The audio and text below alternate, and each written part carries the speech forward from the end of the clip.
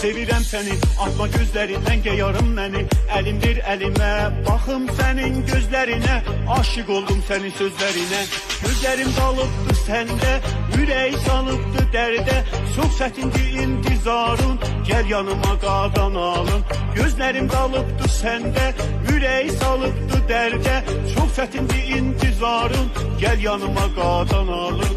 Salıb bu ürəyimi bəndə, sənin adın gələndə, darıxdırır çox məni, ürək istəyir səni.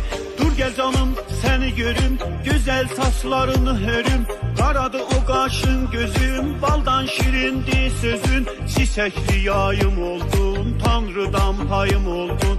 Səni vermərəm dünyaya, mənsiz gedirsən hara. Gelini tök göz üstünə, gözəlsən boyu bəstə, mənə bax nazlı ceyranım, olum sənin heyranım. Mənim günahım nədir, ah ürəci, verdim sənə, naz etmə yar, gəl mənə, naz etmə yar, sənə bağlansır ürəyim. Səni sevirəm ey pəri, oldun dilimin əzbəri, eşqinə saldın məni, dərdin